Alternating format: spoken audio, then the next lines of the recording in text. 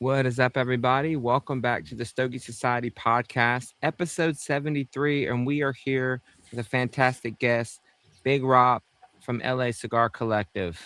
What's Woo! going on? What's going on? What's up, man? How you doing? Lovely. How y'all doing tonight? Doing well, doing well. So, as per usual, we're going to go around, talk about what we're smoking, what we're pairing it with, and then we'll get to the guest of honor. So, Ugo, you want to start us off? What are you smoking? What are you pairing? For sure. I'm smoking the Grigree, which is a LA Cigar Collective store exclusive. It's a Toro, and I have water here. And I brought out my Havana Club because I smoked this cigar before, and I really like it. And I feel it's just nuanced enough where that rum is gonna pair nicely with the cigar. Very good, very good. I am also on that Grigree train. So we've got that Indonesian Sumatra wrapper, Nicaraguan binder, and fillers from the Dominican Republic and Nicaragua. So nice Grigree Toro from LA Cigar Collective. And I brought out something a little different this evening. Sometimes I try to impress you all, but today I'm bringing out one of my favorite budget selections, Kirkland 15-year aged Panamanian rum. What? This is a 1999 selection, so $19.99 for a really, really sweet caramel heavy Panamanian rum, and it is the best deal in liquor, I think. So Wow. That's what I got. Well, Stephen, you did impress me because in North Carolina, Costco doesn't sell rum. So your 15-year rum, your rum came out when the original Matrix came out, when Office Space came out. Anyways, I'm also smoking the Grigree, which has now been talked about by many. This is actually my first time having it, courtesy of Frank, Texas Cigar Society, who will be joining us hopefully soon. He got called into a thing at work, so he's out at the moment, but hopefully he can join in with us later. So far, so good on this one. And I probably should have grabbed a rum, but I'm pairing it with a bourbon. I'm pairing it with Basil Hayden Kentucky Straight Bourbon, which honestly is an easy sipper. It's not too heavy, and I think so far it's pairing very well with this lovely cigar here. Rob, what about you? Smoking, drinking? I am smoking the new Grigree in the Lonsdale that we just came out with. So same blend, same from Hostos. Okay, that. But yeah, look at that. Look at that. And I'm pairing it with something I've never had before. I got this as a gift for my birthday. So got me a little bourbon. It's called the Neely Family Distilleries Old Jet Brothers. This one is finished in a cigar barrel. So we're gonna see how it is. Yeah. Wow, that is very interesting. How is it so far? So it's pretty nice. Pretty nice on the initial nose and first taste of it. So we'll Nice. see. Awesome. So, for people who don't know who you are, do you want to tell us a little bit about how you got into the cigar journey? There's a lot of lore online. If someone typed you in, there's a lot of stuff they can find out based off of reputation, personality, everything else. But do you want to, in your own words, talk a little bit about how you got started in the cigar industry? Yeah. So I personally have been working here now. Kyle opened up the shop. Kyle's the owner. Kyle opened up the lounge 2 years ago. We're about to make 2 years.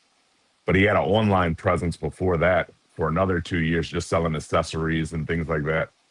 So whenever he opened up here, I came by a couple weeks after he opened because I noticed it while driving down the street. Came and smoked, talked to him, ended up getting a job here, and just been doing it ever since. You know, building a cigar community here, doing everything we can just to like build that family and just bring in the best things we could bring in. Very Nice. nice.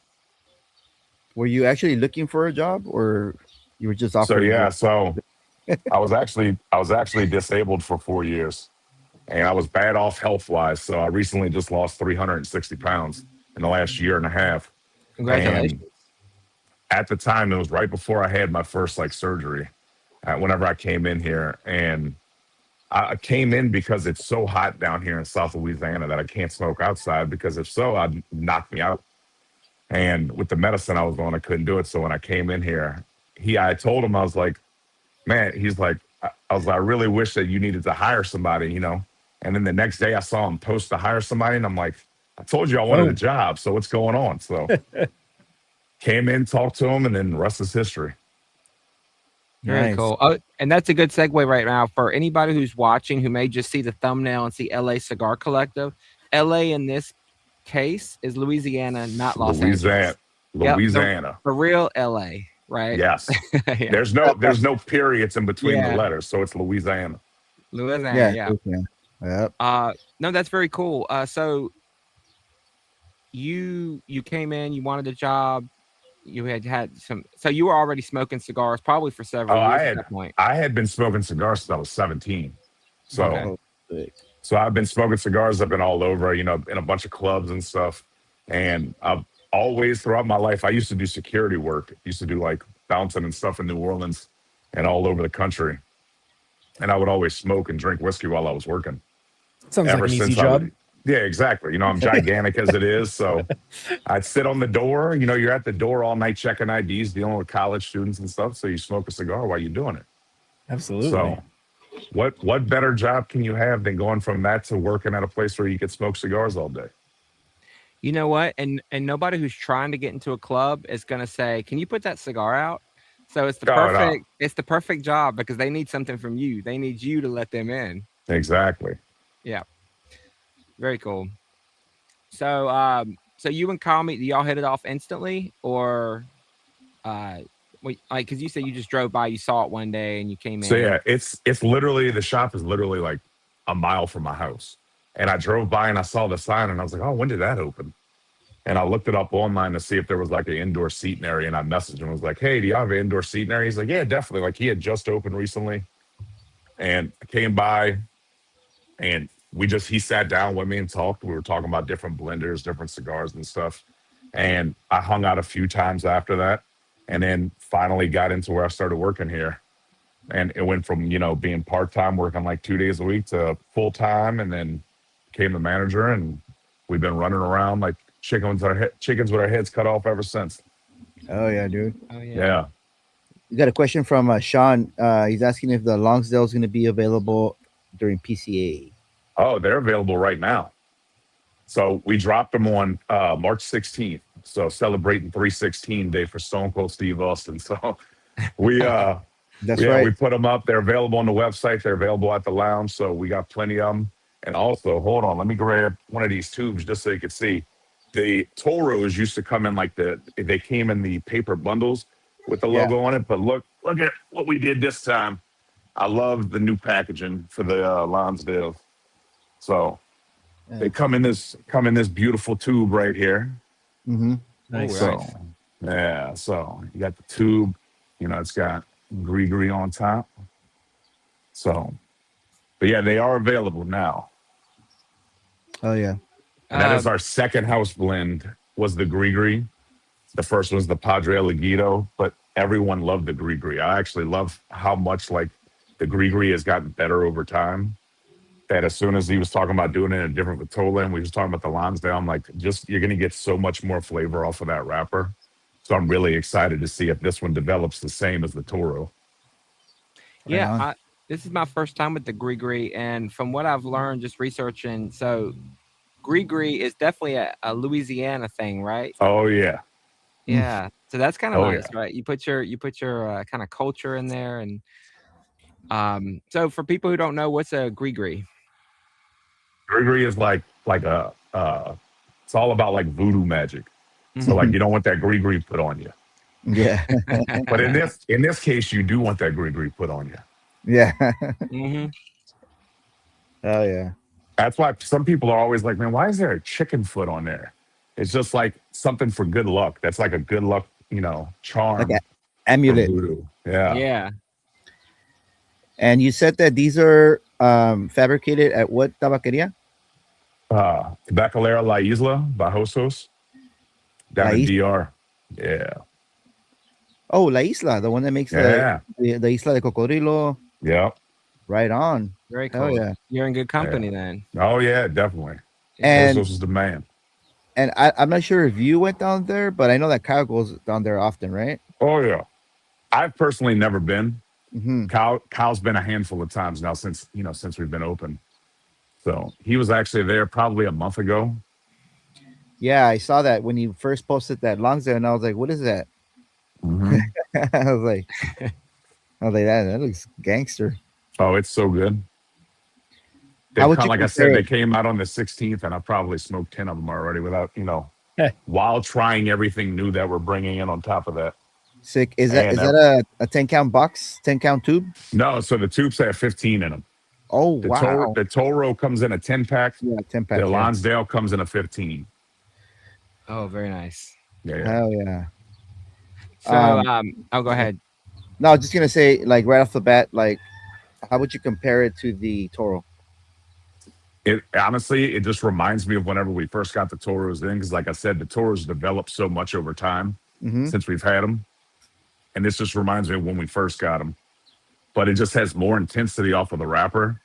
That's why I was saying I can't wait to see if it does the same thing over time. Because if so, like for me, I was getting crazy like pretzel bread notes off of the Toro recently when I was drinking espresso with it. So if this does that and amplifies the flavor off of the wrapper, it's going to be nuts. I can see that. Oh, yeah. What made you choose the Lonsdale size? Was that it just worked, or was that what you were going for? Kyle loves a smaller ring gauge. I'm a big ring gauge guy personally.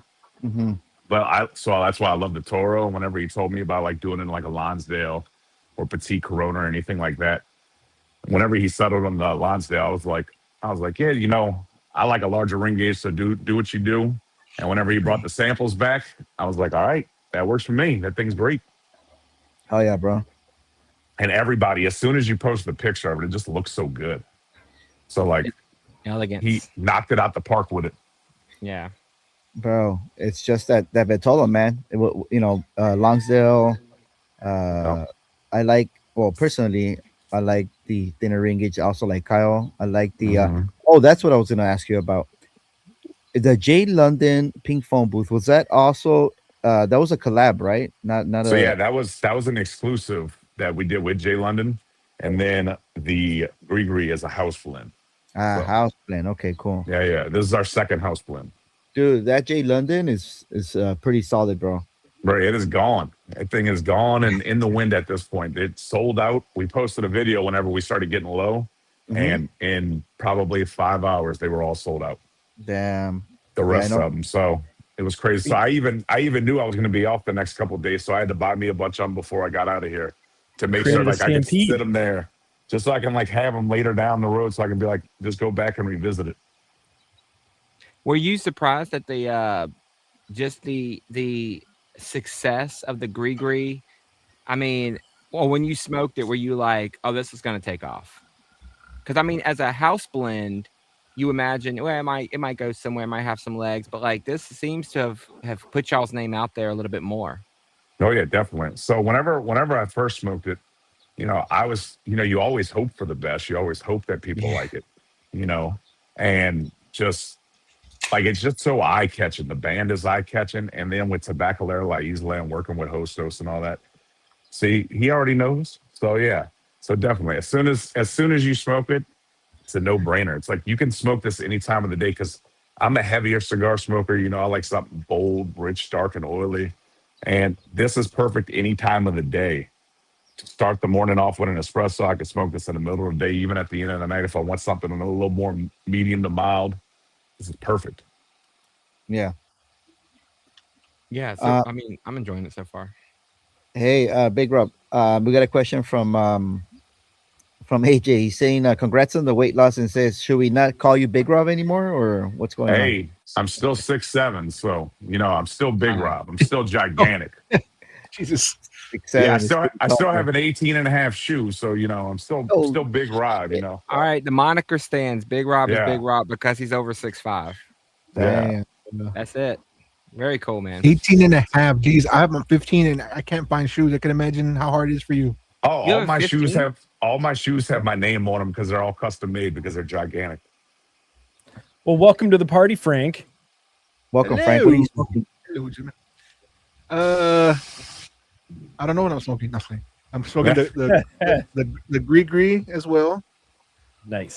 And I'm pairing it with the Voodoo Ranger. Ooh, voodoo with the little voodoo, huh? Mm-hmm. Oh, there you go. In honor of the Nolans, Grigree. Louisiana. Yeah. Grigree. Very nice. Voodoo. Wow. Very good, dude. So, Rob, there's some lore online about you. At your first PCA show, you smoked a hell of a lot of cigars. You want to talk about that? So Was that planned, or was that just the no, atmosphere? that was not planned at all. So I was still getting to where, because like I said, I was having the health problems beforehand. I was getting better at that point. So I was in a wheelchair for 4 years. So this was the first thing where I didn't realize how big the convention center was. And we were just running from side to side, doing all the meetings and stuff. And then on top of that, every time you go to a meeting, they want you to smoke their cigar, try it out and whatnot. So I got all the way up to 10 cigars by 3:30, because I left at 4. I left at 3:30 to come here to work at 4, because we had an event with Definition for their release party for the Anillo. I don't know if any of y'all had the Anillo when it came out. Yeah, it's another great one. But really good one. During that event, it was insane. It was packed in here and sold out of the Anillo instantly. And I was already at 10 cigars, and Jaman from Definition was like, "Hey, why aren't you smoking?" I was like, "Bro, I can't taste anything at this point anyway." He goes, "Oh, too bad," and just started passing me cigars. At one point, I had 3 cigars, and I was just like, "Whatever, I just might as well roll with it." So I got up to 16. So that's all you can do. Now, can I tell you anything about them? No, but I couldn't taste anything. Yeah, for sure, dude. But the next day, we just turned around and did it again. Rob, I think don't we're know. the same person. Dude, Yeah. Indulgent as hell. Oh yeah, if I have you give me a this, I cigar, have this, smoke it. yeah, I have this weird disease in life to where if you give me anything for free, I can't turn it down. So that's just what happens. Yeah, my body doesn't produce cigars naturally. So if you throw me one, just a supplement, I go ahead and smoke it. Oh yeah, it's perfect. It's perfect. Speaking of PCA, we got a question from Wayne Cuevas. He's asking access into the PCA. Steven, you want to answer that? Yeah, I'd love to answer that. No, you cannot. So this is an industry trade show.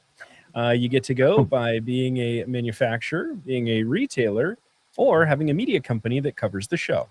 So that's why you will see me there. I will be there covering the show.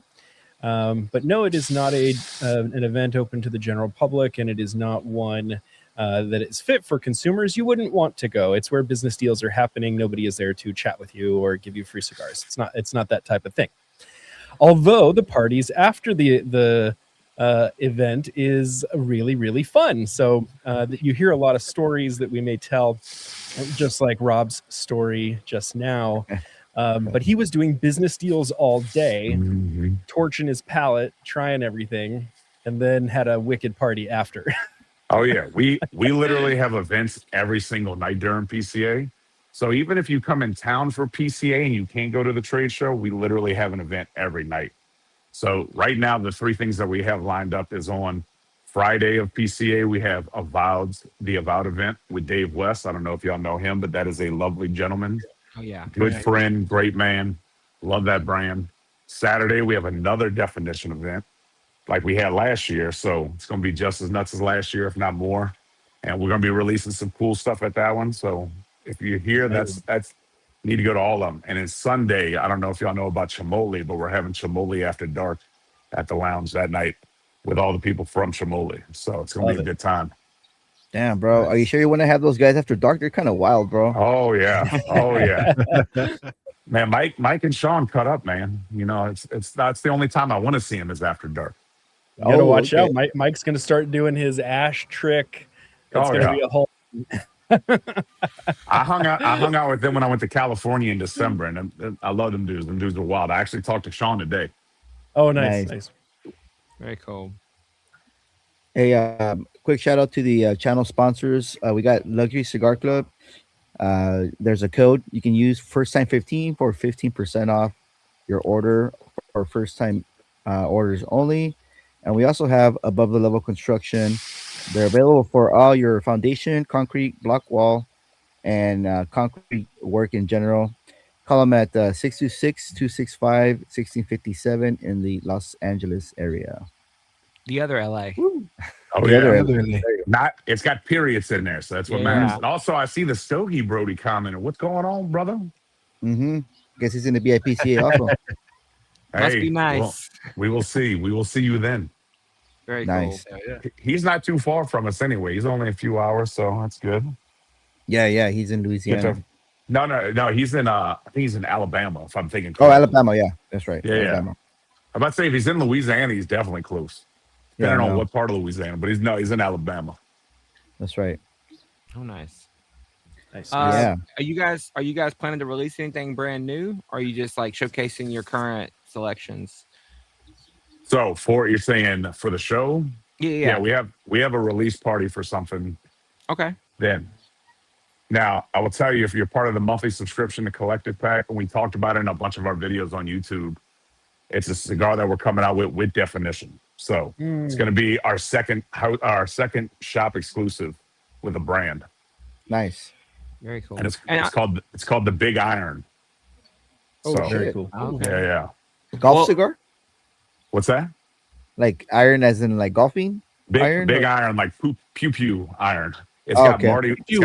Marty Robbins on the Marty Robbins on the sticker. So Sick. Thank you for saying pew pew. oh yeah, I Wow. know. Yeah, you're good.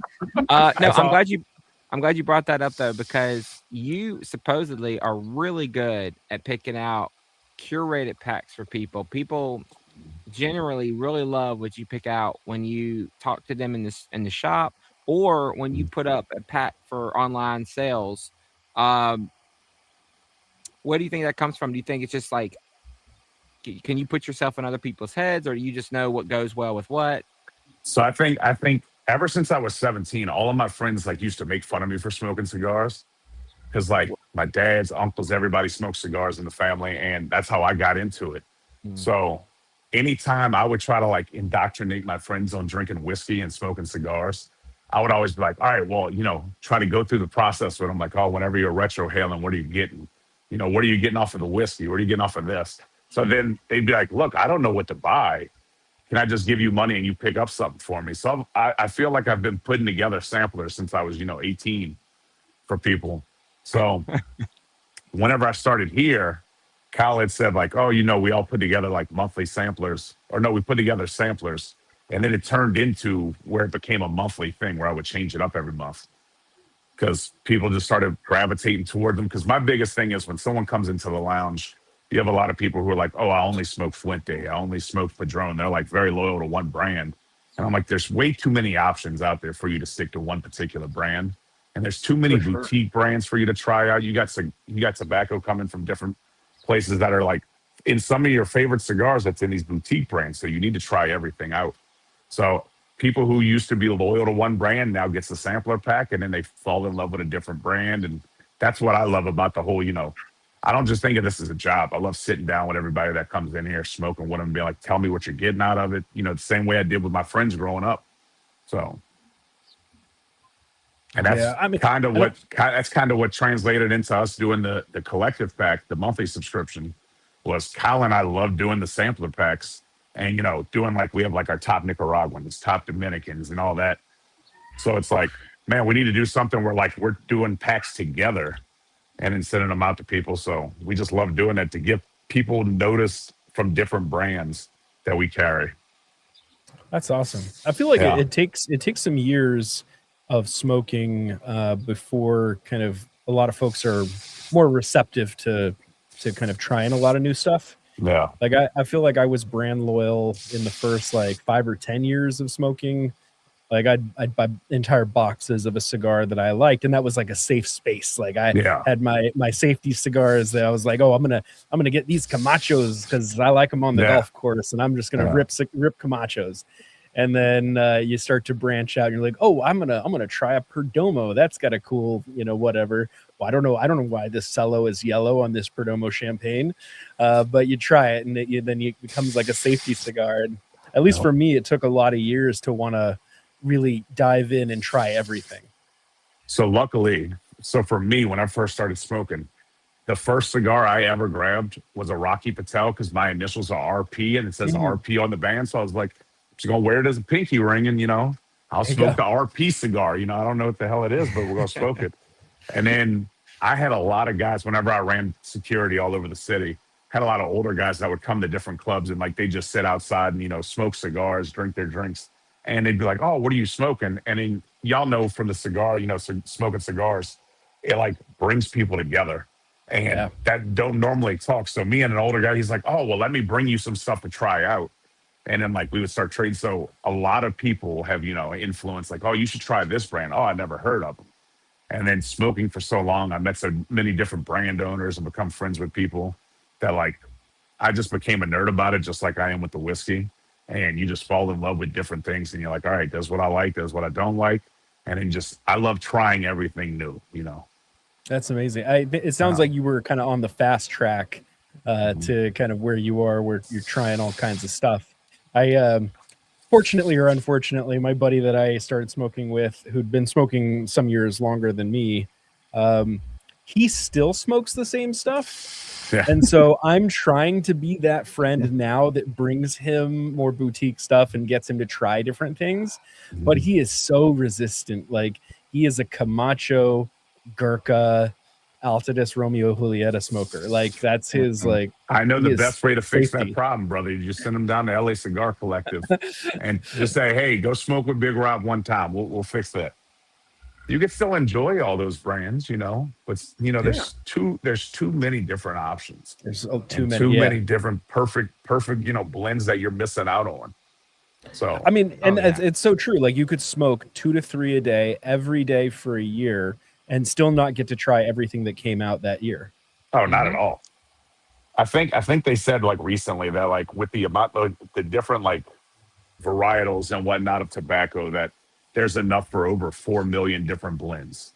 Yeah. So it's like, trust me, I'm trying to try it all. I'm working my hardest here to do what I can to smoke every blend I can, you know. So we'll see if I hit the 4 million. We appreciate your hard work. I'm doing it for you. I do it for you.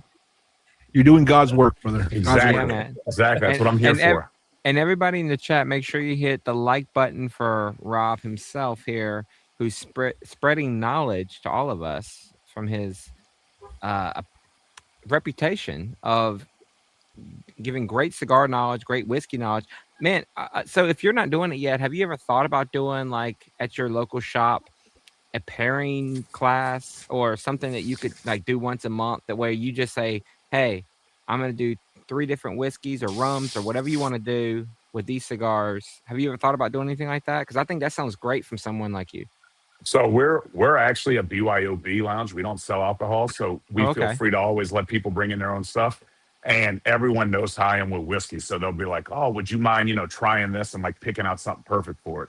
And I have guys who come in all the time and do that, and I'm like, "Yes, I will do this for you. I will try whatever whiskey it is, and you know, help you pick out something." Because y'all know this from drinking whiskey and drinking rum and whatnot. If you don't pair the right thing with the cigar, it can ruin the cigar. It can either make it to where it's overpowering the cigar or the cigar's overpowering what you drink. And you don't want that, because then you're like, oh, I hate that cigar. It's not the cigar's fault. You just paired it wrong. So you have to have the correct thing with it. Even with an Opus, right, Frank?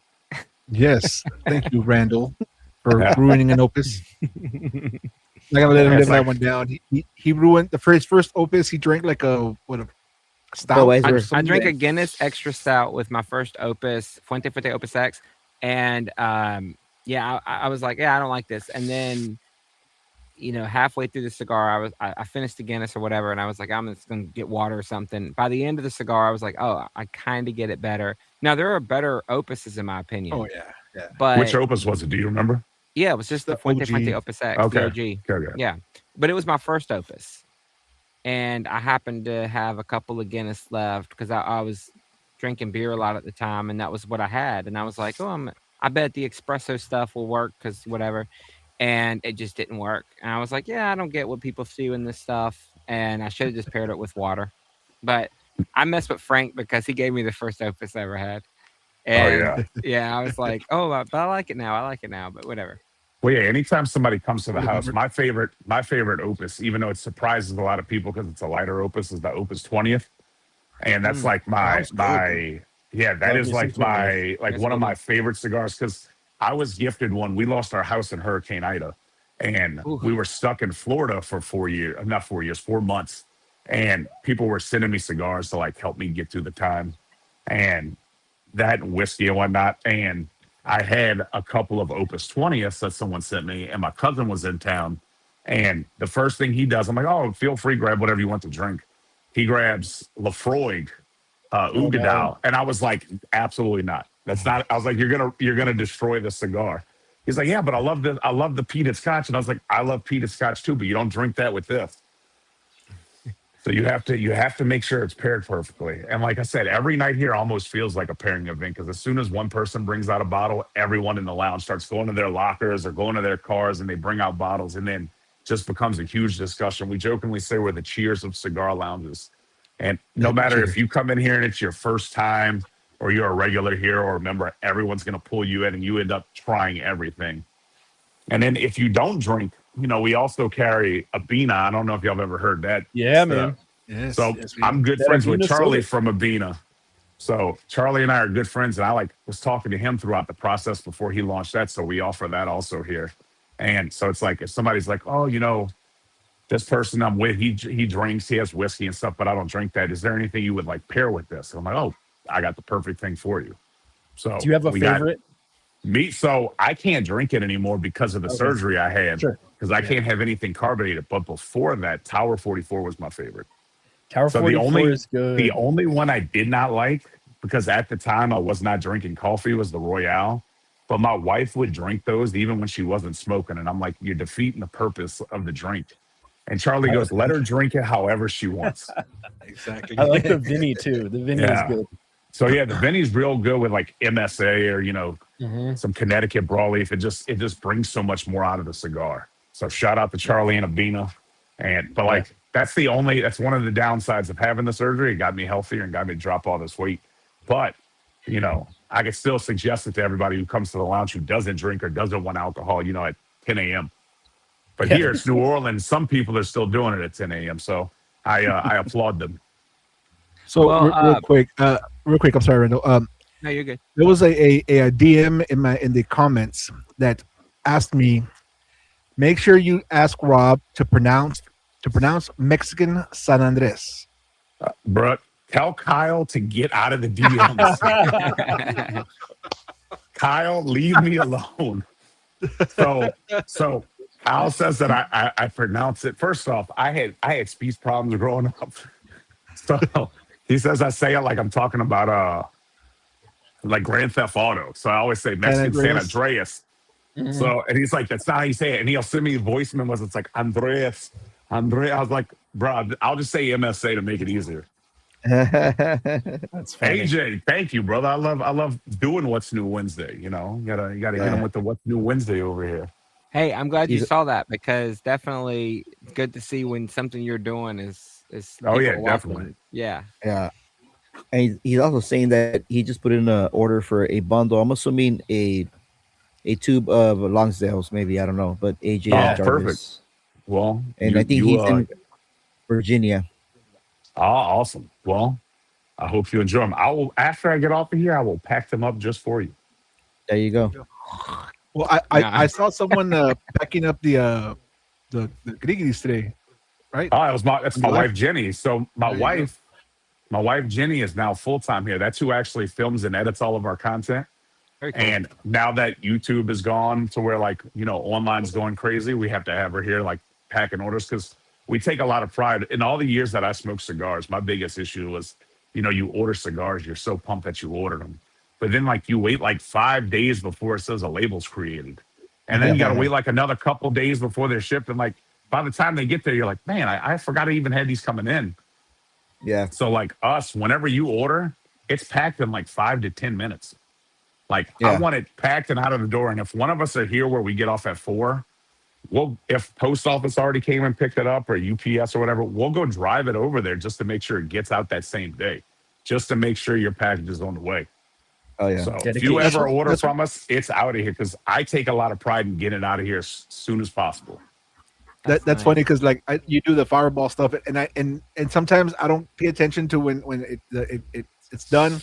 All of a sudden, if I do win, I just hear that the shop notification, where it's already been labeled and ready for send. I was like, damn, that's And fast. like I said, like 10 minutes, you'll get that message. Yeah. Because we take a lot of pride in it here. As soon as you order, we got it packed, pulled, we got your note written, and we got it packed up, ready to go. That's great because I hate having that notification a couple of days later. Your order, your label's created instantly, like within the next like hour or so. But then it's like it takes a couple of days, like you said. So based off of you, Rob, and what you said, it's probably too hard to say what's the best pairing you ever had. But like recently, what's the best thing where you're like, whoa, this is fantastic? Whiskey, rum with any cigar. What's been like something that stood out to you in the last like week or so that you smoke cigars? So hands down, one of my favorite things that I've had recently was Carl T. Huber's cigar batch from Starlight. It's an Amburana finished barrel. And, Mardi Gras just ended, and it's got a lot of those cinnamon notes on it, so it makes you just think of king cake for some reason. And I had that with the Grigree because, you got the pretzel bread, you got the cinnamon, so it's almost like I had a king cake going on, and Mardi Gras just ended. Even though we still have parades going on, but still, like, that paired perfectly together. I had Crittens in that someone just gave me, also the Amburana, and I had that with the Chamoli Dynasty. That was perfect. So, yep. Very cool. Oh, so, nice. Question. I know lots of times, do you get like brand owners that come into your shop and give you samples of upcoming blends and stuff? Yeah. Now, has there ever been a time where like you start smoking it and immediately you're like, no? Yeah. Yeah. And how would you word it to somebody to not make them feel bad? Or are you just upfront and be like, hey, this is just not? The one thing that you will learn about me if you have not met me in person, I am a very blunt person and I don't like wasting anyone's time. So like if it's something that like I don't like, I'll tell you off rip. I'm like, this ain't for me personally. I was like, I don't think it'll work here. And then that's the best thing about Kyle and I is like Kyle and I have two totally different palates. We like totally different cigars, what we're pairing with it and whatnot. So we'll both try things together before, we make the decision, like pull the trigger to bring something in. But like, there's been plenty of times. I actually smoked a cigar, I think it was 2 days ago, that a rep came in and gave me, and I was like, this is probably the fourth worst cigar I've ever smoked in my life. Oof. But yeah, I was like, this is not it. What's the worst? Nah, I will tell you the worst. So I mean, it's just an opinion, right? It's everyone's palate's different. Yeah. But I went to a lounge and I saw a guy. You know how like the Macanudos have like the metal band like on the thing. Yep. On the older ones, but it wasn't on a Macanudo. So I was like, oh, what are you smoking? He's like, this is the only cigar I smoke. He's like, and you have to try it because once you smoke it, you'll never smoke another cigar again. And I was like, oh, bro, I gotta try it. And then he bought me one and gave it to me, and it was a Fat Bottom Betty. And took one puff, and I was like, you are 100% correct. I don't want to smoke anything for the rest of my life, and I don't want to smoke this either. Like, this is easily the worst thing I've ever smoked. And I was like, I will probably give you your money back. Because, like, I've never, luckily in my cigar journey, I know a lot of people start off with, like, flavored and infused stuff. I've never done that before. I've never had it. So, like, that was a jarring experience. Just out of curiosity, what year were you 17? And you don't have to say if you're weird about your age. But like, no, not at all. It was 2004. Oh, okay. Yeah. Okay. Because, I graduated in 2005, literally right before Katrina. So, so I've been smoking ever since I was 17. And I was so big that, like, I never got carded. Plus, back then, you could, buy cigars at 18. So I used to go to the only place that I knew of, and my dad used to do police details there, was we had a tinderbox in the mall. It's no longer there, obviously, but I used to go there, and whenever he's like, oh yeah, let him know that I used to do details there. And that's where I got my first full box because they had the Soprano series by CAO at the time. Yeah. And now it's the Consigliere series, and that's why we carry it, because it just has that sentimental thing to me. I told the owner, I was like, my dad told me he used to do police details here. And I was 17, so I didn't have money for a whole box of cigars. And he pulls out a whole box. And I was like, I hope this dude doesn't think I'm buying the box. And he just handed it to me. He's like, oh, yeah, go ahead. You're good. And I was like, yeah, do this. Take this any day of the week. Now, was it the Sopranos box that had like all the different shaped cigars in it? So yeah, it was it was just the at the time it was the Boss size, which is now the Tony. Okay. So because now the consigliere, I guess the licenses ran up with Sopranos. So so now it's that Vitola, it's the 6x60 is now called the Tony, but back then it used to just be called the Boss. Nice. It's still a great cigar. I smoke it. I smoke it regularly whenever I'm here. That was in a big Rob sampler. What do you think about how the cigar industry's changed since you started to now? Do you think it's for the better? Do you think it's just like changes happen? You just go with the wind? What do you feel about that? Oh, always everything's evolving and changing as it goes. So the only things that have been crazy is some of like the regulations and stuff that they keep putting in, but cigar industry wise, everything's good. There's more brands coming out. There's different, different cigars, different blenders and everything coming up. And a lot of young cats coming up that, it's getting passed down like Klaus Kellner, like he's doing some crazy stuff, he does all the Evolved stuff. He does all like the Stoic Equanimities and whatnot. He has that Kellner 80th. And like, it's just great to see like things evolving over time. Some of the older guys who are like legends in the game, they're all starting to like get to the end of their run and just passing it down. But at least we know we're in good hands. Yeah. What up, Peter? Peter from the Cigar Collective, Cigars Collective, Cigars and Bandit just said, "What's up, Big Rob? What's good, brother?" I guess one thing that's good is that what doesn't change is people's interest in cigars. Because if you're in the world of cigars, right, like you're always going to get the same kind of people, like curious about what's next and everything else. And that's what kind of draws you in initially to a lot of us, right? Mm-hmm. We get a friend draw us in, and then much like Steven said, you surpass your friends sometimes, not even intentionally. You just happen to have a personality where you're more explorative. And so you kind of pass them. I had a similar experience. The guy who got me into cigars, he still talks about like a lot of legacy brands, but luckily I met Frank. He got me into a world of boutique brands, and now I'm all over the place with it. But so many options. That doesn't change. Yeah, there's so many options, and I think that never changes depending on any generation you start with the cigar stuff. Yep. And the thing I was saying about like how I love showing people new things, that's how What's New Wednesday started on the YouTube channel. And like us starting the YouTube channels, I got to the point to where everyone who used to be stuck on certain brands would come in and be like, all right, Big Rob, what's new? So I'm like, all right, let's do it. And I'd go in and I'd show them everything. And I'm like, oh, my wife was like, why don't you do videos about it? Just so like, if you're not there, they can watch the video and go see, they know where it is in the humidor. They know what it is. You could tell them a little bit backstory behind it. And then also you don't have to repeat it 10,000 times. And I was like, I'm still going to repeat it regardless. But, that also helps with it because like people will watch it now. We actually have people traveling in town now from out of state who watch the videos, or people around here who didn't know we were here, who've come in from the YouTube channel like, oh, well, I came in because I wanted to try this particular cigar. We have one guy who's now a member here who he literally comes in every Wednesday and just does the What's New Wednesday pose and gets everything that's on What's New Wednesday just so you can try it out. It's awesome. Hell yeah, dude. So what was the What's New Wednesday for today? So What's New Wednesday? Last thing that was on What's New Wednesday, since today is Tuesday. So What's New Wednesday is tomorrow. So we have what? Let's see. What? Today is Wednesday. You're playing with me right now. Oh, my bad. Today is Wednesday. My days are mixed up. My bad. Wait a minute. I'm getting old, bro. So I'm getting old, bro. I'm 39. So no, on What's New Wednesday, I don't know if y'all watch the YouTube channel at all, but we just went down to Ybor City and went to JC Newman and did like the factory tour, the rolling class, sat down with Drew Newman and Bobby Newman. And one of my favorite cigars from them that we didn't carry was the Maximus.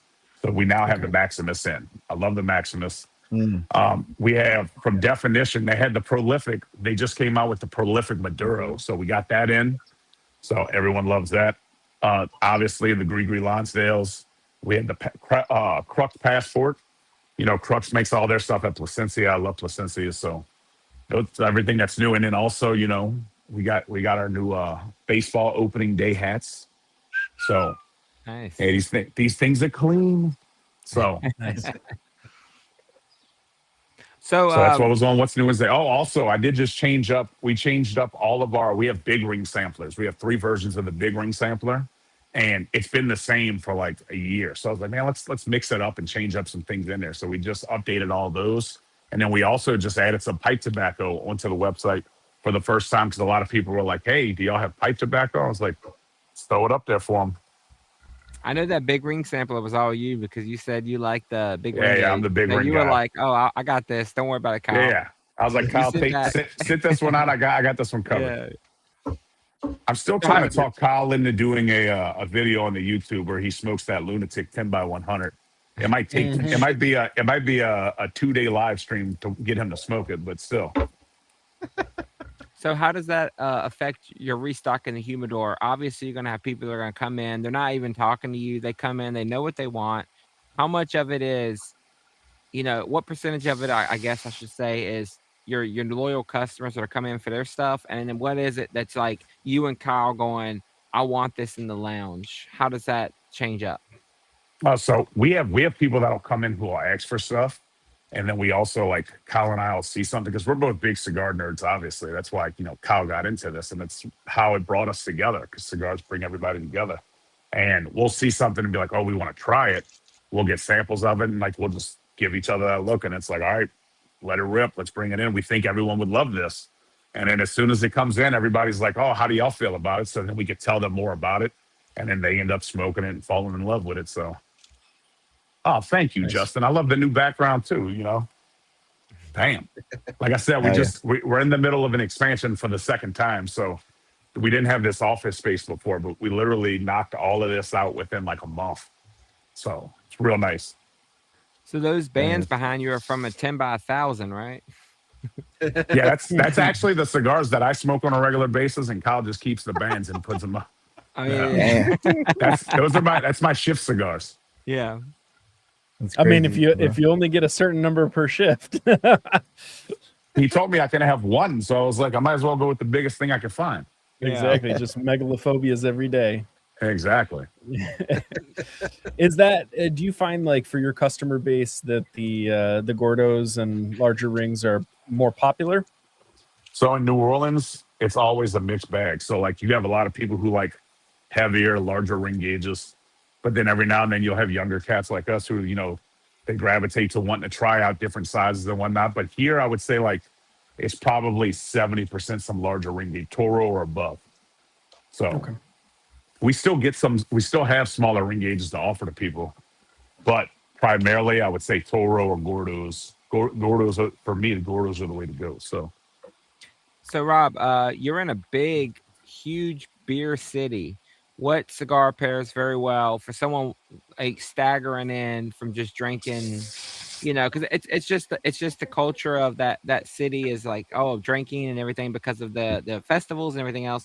Mm-hmm. What would you suggest to someone who's like, hey, I've had a couple, 7 beers or something. I want to try something new. What would you give them? Would you give them something light? Would you give them something that's like fantastic with a beer? Or would you give them something that you're just like, hey, if you like beer, try this? First things first, I'm not a beer drinker, but I'd probably give them a bottle of water if they've had 7 beers at that point. But no. Randall might be talking about himself. I used to run, like I said, I ran nightclubs, so I used to have to try all the new beers and like alcohol that would come in. It's another thing I did for everybody else. So like I would depend on what beer they're trying, and I would always pair, have them try something that they either haven't had before. It just depends on what beer, what time of day it is, because, all that plays a role in it, especially like if they're smoking it in the lounge, if they're taking it out to a parade or to a festival. So just different aspects, change what you're going to get. Oh, so you even think about atmospherically. Yeah. You don't want the person to be all shamed when they go outside to like around 45 people. You want to talk about, what's a good note that they're going to get when they're smoking a cigar in public. Yeah. That and also, if it's 110 degrees outside here in New Orleans, I don't want to give them something that's going to, I'm not going to give them a double digger from LFD that's going to put them in a corner somewhere. I'll let the beer do that. I'll let the beer do that for them. It just depends. Or if it's, 40 degrees, and they're smoking outside, or if, they're doing, it's all the whole I always say it's always situational. It depends on what you're doing, who you're doing it with, where you're going to be at, what you're drinking, what you're eating. Because even down here, we like to eat a lot. I didn't get to be 720 pounds by looking at the food. So, like, if you're eating, a po' boy or gumbo, you're going to a crawfish boil, like, all that plays into it also.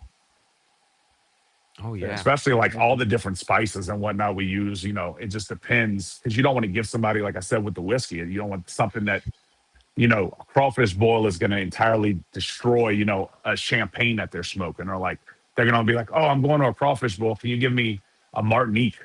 And it's like, I can, but will I? No. Let's go with, some Connecticut broadleaf. Let's go with some MSA. So, let's talk about it first. Yeah, Kyle's let's talk this through. It's funny. Josephus is asking if you have any butter rum pipe tobacco. No, but we plan on expanding our pipe tobacco selection. So since we just put it all online, we will be adding the rest of it on there throughout the week and weekend. And then we might have to bring some in. Right on. And he's also asking about Skankfest, comedy festival. Oh, comedy festival. I was about to say, I know plenty about Skankfest, but it's not, That's a whole other story. That's also during Mardi Gras, but no, I'm joking. But no, I have not personally heard about that. Well, cool. Do you get a big influx of people coming in during Mardi Gras? So we're literally, whenever you fly into New Orleans, you fly into my hometown, Kenner, and then you have to go through Metairie to get to the city. So anytime anything's going on in the city, you have to pass us to get to the city. So we always have people from out of town. Mardi Gras, you have a lot more people that's coming in to get stuff for, like, they'll get like boxes to take on the parade route, or like different crews, or like different, Mardi Gras balls that they're having. So you have, different people who are coming in not to smoke in the lounge, but to smoke at these events for the parades. Oh, so and like I said, we say we have only Mardi Gras parades, but there's parades. Like, we had a parade 2 weeks ago. We had a parade this weekend. Mardi Gras ended a month ago. We don't stop the party down here. Unless it's hurricane season, then everything stops. Rob, do you ever smoke cigarellos? I know me and Steven, I guess the other guys maybe too, but I know me and Steven, we appreciate a good cigarello if we don't have that much time. And being that you're a big cigar smoker, ring gauge wise, do you ever find yourself like, oh yeah, I want a cigarello for this event? Or so the only time I'll smoke cigarillos, so my wife, like I said, my wife also smokes, and while she's working here, she has packs of, like, she has normal cigars also, because she's a big, like, Petit Lancero. She loves, like, Corona Gordas, but she also loves the cigarillos. And her favorite cigarillo currently is the Tatawahe Surrogate Cracker Crumbs that she always keeps. The only time you will catch me smoking cigarillos is one, like, if she has something that she's, oh, this is real good, you should try it. Or if she does what wives do and is like, we're going to an event and she's like, I need 10 more minutes to get ready. And I'm like, that means I got at least 20. So let me take one of these and go smoke it. So I'll go outside and smoke that while I wait on her to get ready. There's something for everything. At least you're smoking while you're waiting, right? Yeah, I mean, exactly. you can't do a 660 while you're waiting. I know. I go outside. I let my dog go out and run around a little bit before we go wherever we're going. 9 times out of 10, it's a parade or to an event or something. So that's when I'll steal one of her cigarillos. Nice. All right. What are your favorite boutique brands that you think people should be talking about more? Obviously, Definition. A lot of people who come in don't know about Definition, and some of the stuff that Jamada and them come out with. I don't know if you've had the Defajero, the one with the baby blue band. I love that cigar. The Goods Maduro with the white band. The first time I smoked that, it's a Salomon. Those usually have construction problems. And the first time I smoked it, I still have a picture on my phone. The ash stayed all the way onto the band.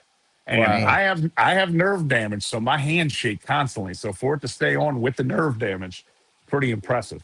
Avowed's killing it with the stuff they're coming out with.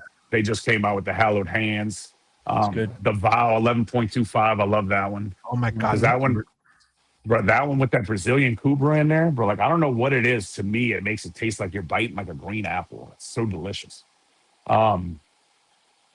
Stoic, the Equanimities. I don't like the regular Stoic stuff because it's a little bit too light for me, but the Equanimity is real nice because it's real complex. It changes things up. I do that in the morning with the with an espresso because now Kyle and my wife's got me drinking espresso while I'm here. Principal, I love Principal. We just brought in Lampert, and I've smoked Lampert for years now. So like all those, I always gravitate, tell people about that. Warped, we all love. Who doesn't love Warped? If you don't love, So there's JD, so many JD doesn't love options. Warped. JD, I'm sorry, it happens. But no, like the Sarto from Warped. Get that any day of the week. The 1675 Murado from Lampert with the red band, like the maroon band. I've been going to that regularly. That's a great one. Principal, we just bought the last of the Count. I don't know if that was in the collective pack. That's a rare find. That's an old one.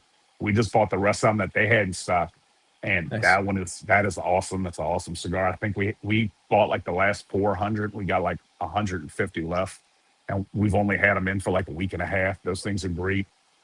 But like all these brands are just coming out with so much good stuff. Like the Cameroon, like I'm not huge on Cameroon unless like I smoke like a Don Carlos #2 for Fuente Fridays. But the Cameroon and Definition, if you have Pretty not good. smoked I think that thing's pretty good. It's great. Yeah. But yeah, they got just so many brands. Like the Humidor, we bring in so much.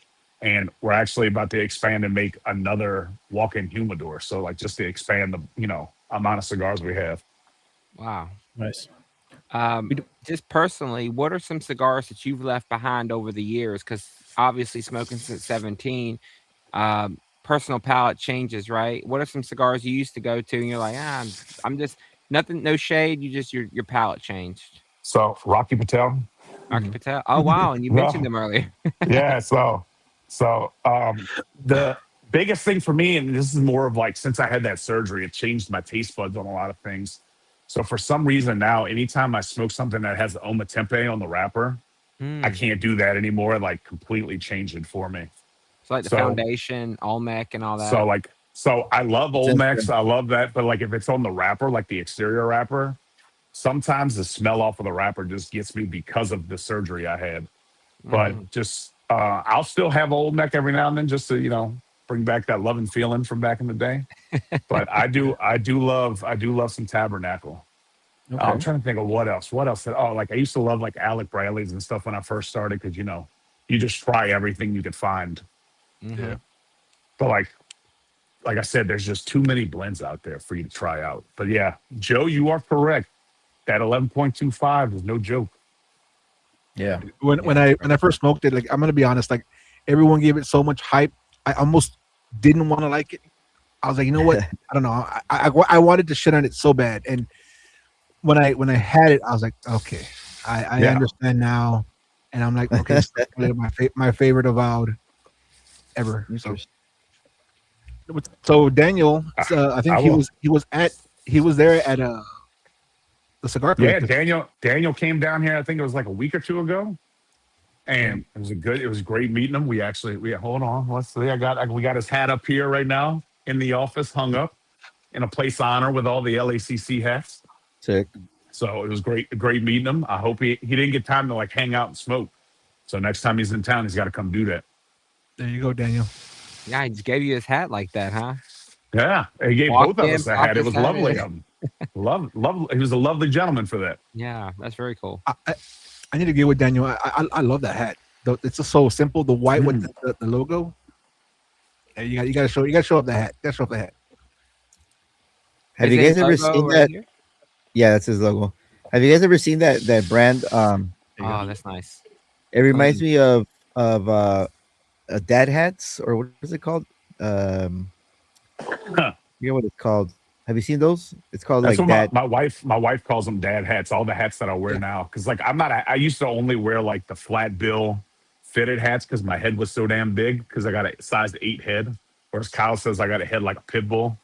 So I used to not rock them, but now I lost some weight in my head, luckily, so I can wear them now. My wife really likes how they look on me, and I was like, I guess I'll wear them, but she likes them. There you go. Now you're a 7.25. Yeah, probably. Oh, damn, Javi's saying it. It's actually called Dad Gang, and it. Oh yeah, I've seen Dad those. Gang. Yeah, and it reminds me of his logo. It's exactly like the same. But yes, beautiful hat. Thanks, Javi. But yeah, so whenever I first smoked the regular Vow, I was like, oh, this is too light for me. So whenever the 11.25 came out, I didn't realize it had a different, blend. So I was like, oh, I'm probably not going to like it. And then everyone kept talking it up and it was the same kind of thing. I'm like, oh, and then I started doing research on it. I'm like, oh, they got, the whole leaf of Brazilian Cuba in there. So smoked that and I was like, oh yeah, here we go. This is what I need. This is what I want. So when I wanted to smoke that cigar and I couldn't find it, and I guess it was sold out, and for a while, even like y'all were sold out of it, everyone was sold out of it. And I was like, man, I really want to smoke it. And then I was looking through my humidor, and then in all the packs that I've gotten from the Fireball, I have them in one little box, right? And I was like, holy crap, I have the 1125 in there. I don't even know which sampler pack you put it in, but hey, 1125. So I've got that in my top Dominican sampler right now for winter of 25. So that was a no-brainer to put in there. Oh yeah, dude, for sure. Nice. Hey, there's Mike. Oh, there he is. Oh, hold on. Let's see. Where's that? Look, this is what I got queued up for number 2 right now. I don't know if he's ever seen this before. Yeah. Nice. He might not have seen that yet. That's Pioneer. That's definitely your palate right there for sure, bro. Oh, this is all me. Whenever he first gave me one of these, bro, I smoked it and I was like, yeah, this is all me right here. Oh yeah. For me, I like the Fox better. I'm more of a medium bodied guy. I would echo that with you, but now if you are blessed enough to ever hang out with them to where they give you one of the Lanceros that they have, I keep telling them they need to sell them Lanceros, bro. Those things are so damn good. So like the Pangu is a little bit too light for me, but in the Lancero, the thing was nice. Yeah, I think you have all three, right, Steven? Yeah, and I have. Yeah, I think I only have. Yeah, I've had all 3. No, I've smoked all of them. It was it was a privilege because if you're friends of Chamoli, they gift you these nice things. Yeah, bestow the blessings. Exactly. I will take the blessings anytime, and I'm hoping he brings me some to Chamoli after dark for me to smoke. I ain't gonna lie. Whenever we were in California, where he was hanging out with us at a friend of mine's lounge, and I look over at my wife because I'm in there talking. There was probably like 20 of us there. I look over at my wife smoking the Pangu Lancero, and I was like, hold on. Well, I was like, how'd she get one? I don't get one. He's like, oh, I gave her one for you too. I was like, all right, I'm just making sure. I was getting a little. You just got to check. Yeah, I was making sure. Yeah. I love my wife, but still, like, I want that cigar. There you go. What's the one cigar you and Zach fight about? Like, what's one that you defend and he's like, I don't like it? Oh, with Kyle? Yeah. Kyle. I mean, I'm sorry, Kyle. Yeah, no, yeah. Zach, Kyle. Kyle. Which one do we fight about? Anything largely engaged? No. So Kyle loves Black Label Trading Company and Black Works. Anything out of Oveja Negra he likes, and it's just not for me personally. And then stuff that I like that like he just didn't get behind, but he's like, all right, it's your call. Is like the Pioneer at first he wasn't too big of a fan of, and he ended up loving that. The Bull and Bear, the Sarto, all that. But like Kyle's coming around to smoking the darker cigars now, so I think I'm watching him bloom into a beautiful butterfly in the cigar world, smoking, get off of the lighter stuff and move on to like the meatier, cigars. Right on. Yeah, that synergy, the synergy. Yeah, I know you see that purple. I always rep that purple. That's right. Shout out to the Chamoli guys, by the way. They sent us media. Great guys. I love those guys. Yeah. Cannot wait to see them next month. Yeah, we're very fortunate to have them close by. So. Oh yeah. Awesome. Yeah. Yeah, I missed that get together you guys had because that was the week that I took off to Guadalajara to get married over there. Oh yeah, that's all right. Yeah. You couldn't have postponed for like a week. I know, right? No joke. I'm sure your wife would have understood. Mm-hmm. Yeah. No. Not at all. Trust me, I'm married. I understand that. My wife would have stabbed me in the neck. No. Babe, we gotta postpone. I got a cigar meetup I gotta go do. Business. Daniel said, my wife recently went through my Venmo and asked, who's Big Rob?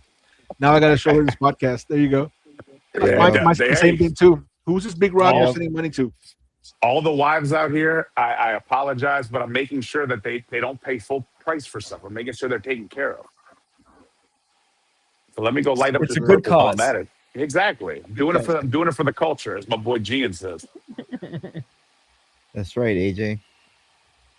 I love it. I love it. So I'm curious, like you're spending your days and you're the cigar coach, right? Like you got these people coming in, and I'm gonna give you a scenario here. You got the guy who wants to spend a good amount of money. He doesn't give you a budget, but he tells you he's not very experienced cigar smoker. Where do you go with that person? So the first thing I always ask is, what do you plan on pairing with a cigar? And people always initially think I'm just talking about like alcohol. And it's like, no. It depends on where you plan on smoking at, what you plan, what you plan on eating, everything. Like I said, He's going to have it after a big steak dinner. Big steak dinner. All right. So I'm going to go Habano for him because you don't want something too light. Because if you're smoking in Connecticut, it better be a damn good Connecticut to match up with something with a steak or something heavy. So I always send him with like the Crux Epicure Habano. You can do stuff like whenever we had the higher calling from Avowed, I love that one. That one was a lighter cigar you could do any time of the day because you don't want somebody to like who's not experienced and be like, smoke this, it's got 3 triple Lajero in it and, knock somebody off the thing. So, but yeah, go down. We have like over 1,000 options for you. So go down that. Obviously, you got to smoke a Grigree because the Grigree is going to hit regardless. Yep. See, there's so many options, man. There's just like you can just bring it around, like I said. And then definition, hit them with a Cameroon because that won't be too overpowering or prolific. The 919 Habano from them is great for that. And then Stolen Throne, the call to arms would be really good after a steak dinner if you're not like too into smoking cigars. That'll give you something. And it's all their stuff's like under $10. So like you can't beat that for a price point. No. Because I'm not the type of guy who like if somebody comes in and is like, oh, I want to spend, X amount of money. I'm not going to be like, oh, well, let me sell him the most expensive stuff. No, I want you to have a huge variety of stuff to try out.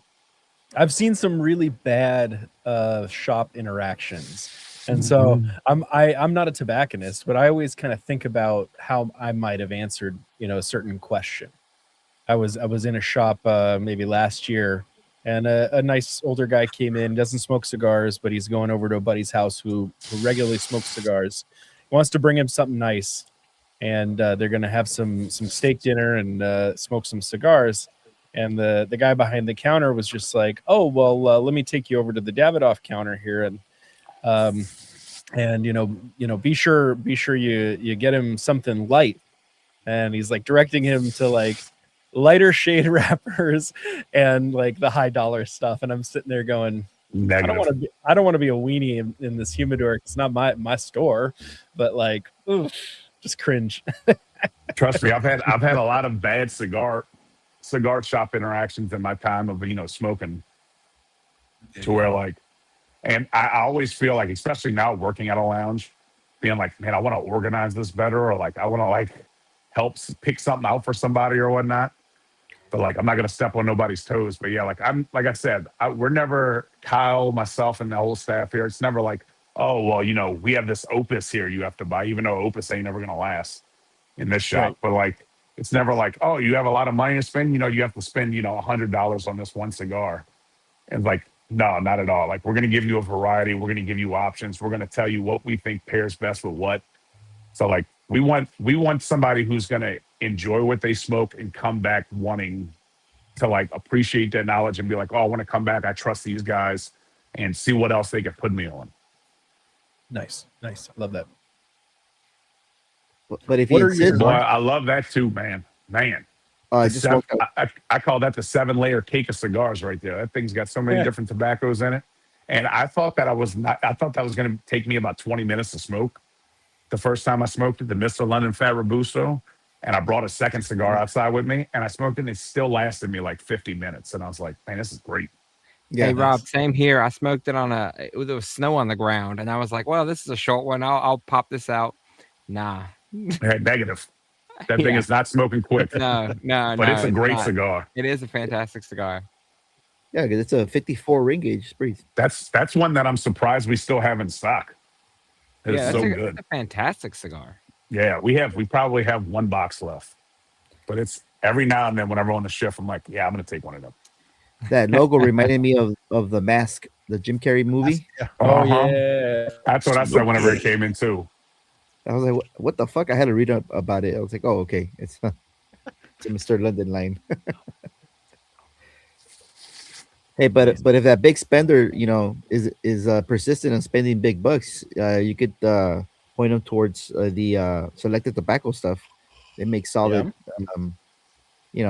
30, 40. Oh, we have plenty of high dollar stuff for people to enjoy. So it's like if somebody, because we'll have people come in who are like, especially like during Mardi Gras time for like the balls and stuff, they always are like, oh, I want to get something for whoever's like king this year or whatnot, and give them a gift. I know they're a big cigar smoker, so always can point them in direction of that. Like the one thing that I kept pushing people on that like they really liked was they're like, oh, I know they like this one company like Padron. I'm like, yeah. So that Family Reserve sampler, the Maduro, I was like, that's always a good choice. That like Christmas time, Yeah, I feel like selected could be potentially a trap for a newer cigar smoker. Like it's not like I just reflect on some friends that I've given cigars to over the years, and a lot of newer smokers may not be at a place where they will appreciate or enjoy that. Like I imagine giving like a 21st Elegantes, right, to somebody who's, maybe smoked 10 cigars, right? Like they will have a good experience. It will be a nice experience, but I have had friends come away from that going, well, I'd really like to have something a little darker, a little more. Like they can't appreciate the nuance of it, Yeah, the complexity. Exactly. So yeah, like you gotta. That's why I said we don't push like super expensive stuff. If somebody doesn't know and they're early in the game, it's like, all right, let's start here before we go to anything crazy. Because we'll have a lot of people come in who's like, oh, I want like an $80 cigar, and it's like, for what are we doing? Like what? Yeah, like let's discuss this first. Like, would you rather an $80 cigar? Or would you rather like 4 good cigars since you're starting out? Because the price of the cigar isn't always, going to make it phenomenal. I don't want you to get an expensive cigar just because of the price tag and then be like upset about it or be like, oh yeah, this just isn't for me. I want you to be able to like enjoy the cigar and like constantly want to come back and be like, I like what you put me on. What else can you put me on in that same area? That's another reason we do the sampler packs is because if you're newer to smoking and you smoke through a sampler pack, you could be like, oh, I really like this one. I really like that one. Then I know where I can work from. It's like, okay, what did you like about it? And they tell me, and it's like, all right, here's another 140 options for you. Damn. Just kind of becomes like a decision tree within what depending on what they liked. I like that. So what's life for you outside of cigars? What do you like? What do you do? So my wife and I both worked for Disney. So we're big Disney people. Nice. We both did the college program down there, and I ended up living down there for 10 years. And we go to Disney all the time, and like we got our group of friends there who still work for Disney who were in our wedding, who they know as soon as I get in town, it's time to come over to the townhouse and come smoke. So, nice. And then they know at the end of the night when we're done at the parks, it's time to go back to the house and smoke. So they know I'll have whiskey, they know I'll have cigars. So that's always done. And then just spending time with the family, hanging out. And then I always jump in the Discord on my off days, our LACC Discord, and hang out with everybody. Because like I said, like I don't want these people to feel like this is like a transactional relationship. Like I want like we're like building a family here. And like we just had somebody who's in the Discord loop come in town, and we were going to be closed on Sunday morning just because we have a parade nearby. And I was like, hey, why don't you and your girlfriend come to the parade with us? So it's like, I don't want this to just, you're not just a customer. Like we want to build that like, family relationship, have you keep coming back and hanging out with us because we're all, we're all friends here. That's how we all get together. It's that common denominator that brings us together. So my off days, I'm smoking cigars, I'm drinking whiskey, I'm spending time with my family, and I'm going to Disney World. Yeah. Okay. It was funny because your wife met the Disney. Yeah. We met because we both worked at the same place in Disney, but 4 years apart. And we met because there's an alumni association. Oh, so cool. We met through the alumni association, and she actually moved down here, and that's how we met because I ran the alumni group for Louisiana. She ignored me for like 3 years, but I eventually fixed that problem. Her down. Yeah. Nice. It's funny because when I was talking to Big Rob, every guest we get, we always ask, hey, what can we ask? What can we not ask? And I always tell them, hey, no, we don't talk politics, religion. Is there anything else? He's like, yeah, no Universal Studios. No Universal. We don't talk about them. We don't talk We're talking about about that. Universal Studios, Universal at all. And I'm like, gotcha. I'm like, don't worry, most of us are Disney people. So Yeah, as long as we're Disney people, we're good to go. Well, there's this new ride at Universal. Hey, we did just go to Universal this last trip because they closed the park down for us, and it was just us and like 1,000 people in both parks. So the issue I have with Universal, well, getting off track a little bit, is just if you are tall or fat, you ain't fitting on any of the good rides. And I'm tall and fat, so it just ain't working for me. Fair. Because all of their like ride vehicles come down from like above. So bro, like I'm 6'7". Like unless you're like 6'2" or under, like it ain't gonna work. Sir, can you lower your shoulders? Yeah, like I'm just over here riding Dr. Seuss. Like this isn't like doing it for me. Oh man, that's funny.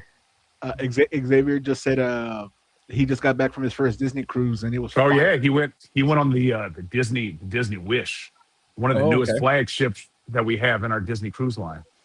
Wow. Very nice. And trust me, he posted it whenever he was in the Discord. My wife and I both jumped on and was like, "Oh, I have a great time," because we love the Disney cruises. Because I've been on probably I think 4 now, and the next one we're planning on doing the Alaskan Disney cruise next year. The only thing is, my wife always wants the rooms that's got like the balcony and the veranda on it. The one in Alaska is the only one she's like, I don't want that because she knows I'm going to leave the door open because I love it to be freezing cold. And I was like, no, I'm going to leave that door open. I want them glaciers coming in. Yeah, but if you do that inland passage, it pays to get that balcony on the inland passage because when you're actually going through the passage, you're really close to land and you can actually see wildlife right from your stateroom. That's the one to do it for. Yeah. She really wants to do the dog sledding that they have up there. They fly you out to a glacier and do the dog sledding. And I was like, I really want to go on the trip, but you have to be under 400 pounds to do it. And now I'm well under 400, so now I can do it. So it's like whenever I'm healthy enough for us to do it, we'll go do it. So I'm going to be booking that shortly. Fantastic. Is that the most surprising thing people hear about you? Like when you tell them about that, they're like, "Whoa, that's surprising," based off of what they know as far as like cigars and stuff. And all of a sudden, you're like super into the Disney stuff as well. Oh yeah, a lot of people who know me know about the Disney stuff because so my dad was a cop down here in New Orleans and actually got shot 4 times in a bank robbery. Oh. So while he was recovering, they thought the guy had an accomplice. So they actually sent us to Disney while they figured all that out. And I was 2. And my dad's like, this will be our one trip to Disney and we'll like never be able to afford to go back. And then we ended up going like 6 times a year because we just loved it so much. So then in 4th grade, my teacher, her daughter did the college program and that's how I found out about it. So it was always my plan to go do that. But everyone who comes in here, like, as soon as you meet me within like the first 1 or 2 times, you'll find out that I'm a Disney guy. Or if you add me on Instagram or Facebook or anything, like we're big Disney people. Like I still do stuff for the company. I used to write all the training materials for like all the rides in Hollywood Studios and then all the food and beverage in Magic Kingdom. So we always have love for Disney. We'll always go. Kyle knows that if I'm requesting vacation 9 times out of 10, I'm going to Disney. It's Disney. He's like, oh, you're going to hang out with the mouse again, right? Yeah. You should do a cigar review with the voice of Mickey Mouse. Oh wow, the cigar is great. There's actually a thread that he made in our Discord that's called sociopathic Disney people. I saw that. But I post all of the history because, like I said, I'm a big nerd about Disney too. So I post all like the history about they used to have a shop on Main Street called the Tobacco Nest, and then changed it to because the guy who put the sign up misspelled it, so they changed it to the Tobacconist, and it was there for years. So I put up like documentaries on that and like talk about that because I collect all the old like ashtrays and cigar boxes and matchbooks and stuff from like back in the day. So I have like my cigar collection, my Disney collection, and then I have my cigar / Disney collection together. That's awesome. There's a phenomenal documentary on YouTube right now that's like, I think 20 or 30 minutes long that goes into the whole history of that shop on Main Street. It's phenomenal. It's on our Discord in the sociopathic Disney people thread. Yeah. I was watching that and I kept sending parts of it to my wife, and I'm like, "Hey, did you realize that?" Like, and so when we go to Disney with our son, we would stop on Main Street. She always wants to take pictures and stuff, and I like point out like, "Hey, that's where it used to be. It used to be right there." Yep. And then the old Indian statue that's there, they moved it to Frontierland. So it was right outside of where I worked at in Frontierland at Pecos Bills. Shout out to all my Pecos Bills people. But but yeah, like I said, like we're always there. I always collect all the stuff, like all the matchbooks and everything. But we just love it out there. Nice, man. Yeah, we're excited. The whole Disney cruise thing is like newly on our radar because our son's 3 now, and so he's like appropriate age to go to the whatever the day thing where the kids can go and have fun, and then the parents can go get trashed at the pool. So oh yeah, definitely. So yeah, in the lounge, I go from tobacconist to travel agent sometimes. Just people are like, "Oh, we're going to Disney. What can you tell me about it?" And I'm like, "Well, let's pull up a chair because this might take a minute." But also, fun fact, I don't know if you know this, in Disney, we have to point with 2 fingers. And people will tell you it's called the Disney point. People say that the reason is because, it's rude to point with 1 finger. But the real reason was because Walt Disney smoked cigarettes and he would always point like this. So if you look at the partner statue on Main Street, he has his hands like this. And cast members every morning will put a cigarette in there, and then a manager will come by and take it out. that's funny. I love it. Very nice. Hey, is there By any the way, cigar? by the way, guys, I was gonna ask, is there any cigar lounges in any of the cruise lines? Do you guys know? There's not on Disney, should but I be. know my wife went on a trip with her family. Viking I'm trying to think of has what it was. They have an actual lounge on the ship. I think it Yeah. was what is Royal I think it was Caribbean. a Norwegian. I think it was Norwegian. Yep. Oh, sick. Yeah, there's Can a you bunch of write cruise those lines. down? Can you write those down? Because Yeah. might want to go on a cruise, and Yeah. I don't know if my wife would love it, but if she's ever You reading a will. book or something, yeah. So If she's ever on reading the a book, on the yeah. Disney cruise, there's a cafe, like a coffee shop, and at nighttime they do like whiskey classes in there, and we always do like the whiskey class, and there's a Scotch class, a bourbon class, and they sell cigars there because you could smoke in the smoking section there. But we Oh, went on a sick. cruise out of New Orleans during COVID, and I was like, "Oh, where's the smoking section?" Actually, they get at the end of it whenever they do the tastings. They'll always like fill your cup up, and they're like, "Oh yeah, just y'all enjoy the rest of it or whatever." I'm like, "Oh, where's the smoking section?" They're like, "There's like 140 people on the ship. Go smoke wherever the hell you want to smoke." And I'm like, "Don't threaten me with a good Hey, song." I went Les. right outside Hey, and it was just Les. lit up. Yeah, So don't you threaten jumped me. in the Pacific and you you lit up.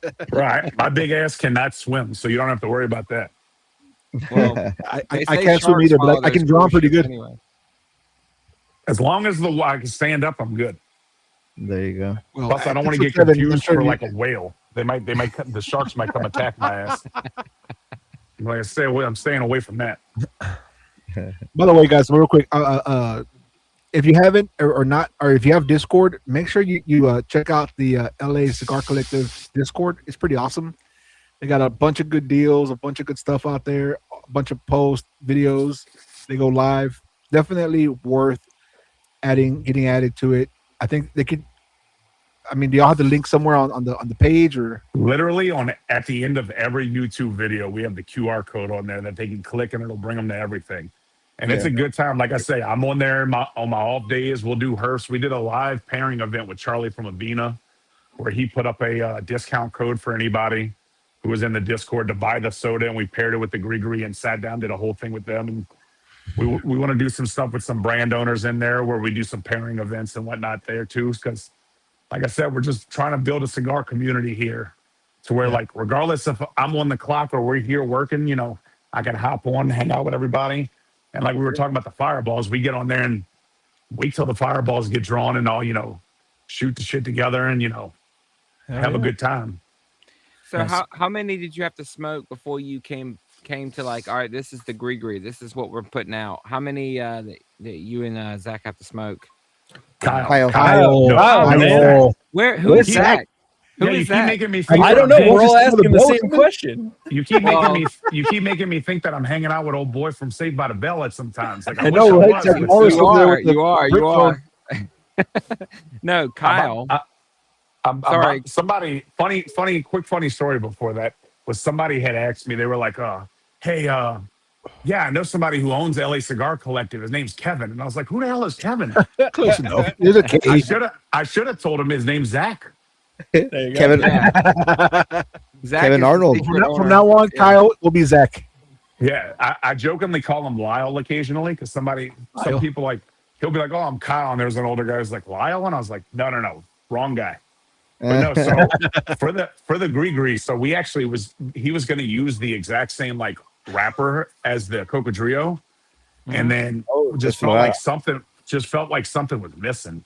And whenever Kyle went down there to go visit, he's like, hey, I just got this Indonesian Sumatra wrapper and rolled it on the Grigree. And as soon as he smoked it, Kyle called me and was like, this is it. I was like, are you sure? He's like, yeah. I was like, all right, do that. So he brought them back for samples, and I was like, yeah, that's what was missing. So the complexity of it was just great. Sick. Very cool. Yeah. You got it now? A Brandel from Listerine? Yeah. So here's my issue with names. If I can remember your face like hell. No, I can remember your face like hell. I'm one of those people. You give me a name, you could say Lyle, and I'll say, so what did Linus think about that? Or I'll say, what did Ryan think about that? Because my brain just doesn't work with words. That's why I have my name on my shirt and I have a tattoo just so you don't forget. Oh yeah. I got you, Rob. No, he'll still forget, dude. He'll still forget. Yeah. Yeah, big Rob's pretty easy to remember sometimes. Fucking. So Kyle. How is Kyle, by the way? I haven't seen him in a while now. Zach is doing great. Yeah, Zach. I'm sorry, Zach. No. Tell Zach I said what's up, by the way. No, so that's cool though. So you guys, you found it, and within a couple of blends, you were like, oh. This so yeah, I would say it probably took about 10 to 15, because like we're real picky on like what we want, like what he wants to put out, what we put out. And that's the best thing about Kyle is like the collaboration of like him like sitting down and like being open to like new ideas and like us both trying it to where he's not just like, oh, I want it because I like it. You know what I mean? Like that he like trusts my palate. I trust his palate with stuff, even though his stuff's a little more dainty than mine. But like that's, people are always like, we always joke around and give each other a hard time. But like the amount of like how open he is to like different ideas and doing things at the lounge and stuff is just what makes it awesome to work here. And, you know, I take so much pride and passion into what we're doing here just because I see like the amount of work he's putting in and him like being like, hey, what do you think of this? And the fact that he actually cares what I'm saying and like takes that into account and then we discuss it. Like, it's great to feel like, you know, you're on a team, that like your idea is not just getting put to the side and like, yeah, okay, that's nice. It's my shop, but I'm going to do what I want. But, you know, but like even with different blends and stuff, he and I will sit there. We work together every Thursday morning. And Thursday mornings is whenever we're normally testing out different like future exclusives or future house blends or whatnot. And we'll both smoke them together and just discuss it and be like, what do you think? Oh, I didn't like this about it. I didn't like that about it. I really like this. I really like that. And try to blend that together just to make like the perfect thing. Because obviously it's not about what we want. We just want to make sure things are perfect that we know everybody else will love. Yeah, now, go ahead. It seems like it's a big commitment, right? Because like, not only are you bringing in something that's going to be personal to shop, it's your exclusive, but I imagine you got to get a certain quantity to make it make sense. And so it's like, it's a big step to say, okay, final blend. Yeah, this is it. Yeah, because there's so, you know, every different factory's got different minimums and whatnot, and like exclusives, there's only so much tobacco to make certain cigars. So yeah, it's definitely a big commitment before you're like, you can't smoke one cigar and be like, all right, that's it. Give me 10,000, you know? Yeah, right. Yeah, man. So do y'all have, is this Grigree y'all's first house blend, or is it just the one second. that you promoted? Second. That's our second house blend. Our first house blend is the Padre Elegido. That's the one that was all Kyle. Kyle did that one at Quesada. It's a lighter cigar because Kyle used to love Cubans. So he wanted something as close to a Cuban that was like real light, and it was a passion project for him because it was a tribute to his sponsor, because, you know, Kyle's sober. So I had nothing to do with that one. And then I was like, I know that one's personal to him. So that one's at Quesada, out of Quesada. He has that one in 2 different sizes. 2 traditional Cuban sizes, and then we came out with the Grigree second. So, and you also carry the legada padre? Yeah, the Padre Elegido. Yeah, we still have that one. There you go. That's awesome. Yeah. Bernie, let's ask about the typo in the Grigree Lonsdale tube. Yeah. So the funny thing is, whenever it came in, I was like, how many people checked over this before we sent it? So yeah, Jalapa is misspelled. Awesome. Oh. But it happens. You know, we're in South Louisiana. We can't read, write, or count too well, but you know, we can tell you what cigars to smoke. And I can tell you That's what all whiskey that's to pair. important. How far off is it? Is it missing some letters? It's missing 1 letter. It's missing a J, you know. I think probably Rado had to proofread that one and he fucked it up. No, don't have me proofread. I would have gotten Zach's name wrong. I'm blaming Zach the entire time. Yeah. Zach's fault for sure. That was it went through Zach and Lyle before it got to Kyle, and it still made it through. So Rob, do you have any interest in ever beating your record of 16 cigars in a day, or is that just like situational, circumstantial? I mean, so never say never. Yeah, PCA, never say never. PCA is coming. Yeah, that's what I'm curious about. Are you gonna be like, expanding the shop, got more room? If it happens, it happens, bro. You know, I'm about that life regardless. I don't know, man. Steven might give you a run for your money, bro. He smokes everything everybody hands him. So, well, how many did you smoke last year? Yeah, Steven? but look, you gotta think everything's Gordos that I'm smoking most of the time. So I'm going for the larger ring gauge. I had one friend who's like, "Oh, I smoked 13, but they were all like tiny cigars." I'm like, that doesn't count. So I mean, the sad part on the media side is like we're not wheeling and dealing as much. I mean, there's still a little bit of that, but like we're recording, right? We're interviewing, and so I'm hitting a different booth every like 15 to 30 minutes. And so there was really only Chimali that was like, yeah, we'd love for you to, you know, smoke this during the interview. And, you know, I fired up one with them, but, you know, it's just for the amount of the interview so maybe the first third, and then you're off to the next booth. And so everybody else was just trying to get the content produced. I think I did like 36, 37 interviews over those 2.5 days. And so during the show, it was minimal, like maybe one a day. Wow. So yeah, think about this. This PCA, I smoked a bunch. Yeah, think about this. So since we launched the YouTube channel and started pumping out content, we're gonna do a whole bunch of videos during PCA at the show, like interviewing people and like filming like the experience, because a lot of people can't go to it. So we want to give you like a day in the life of going there, seeing how the deals happen, because a lot of people think that it's just like you're trick-or-treating for cigars, and that's not the case.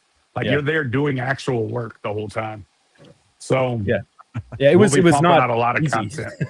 Yeah, they think that you're just walking around getting handed stuff nonstop, but like you're in meetings and all that. But then the other issue is everyone who gives you cigars to try out, you'll go home with. I went home with a ton of cigars, and like in 2 days, I had people message me from brands being like, "What did you think?" I'm like, one, I can't taste anything. 2, I haven't gotten to it yet. I was like, text me in like a month and a half when I have time to like get to it. I was like, I have so much to go through. Right. It's like a blessing and a curse. But no, I'm down for the challenge. Well, you know what? This PCA, when we do the day in the life video, just for y'all, I will try to do 17 or 18 that day. Wow. We'll see. There you go. And we'll even put up a cigar counter. Okay, that'll be fun. Nice. Frank would say 17, 18. No.